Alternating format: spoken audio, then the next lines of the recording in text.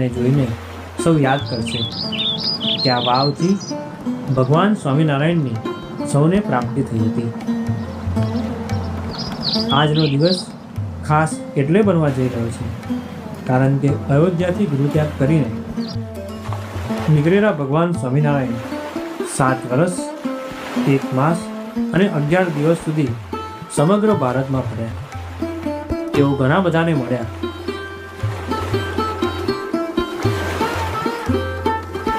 તેઓ આ રોજપુરમાં પધાર્યા છે. અહીંના બોરા પણ પવિત્ર દિનના માણસોને જોઈને તેઓના ચરણ અહીંયા થંભી ગયા.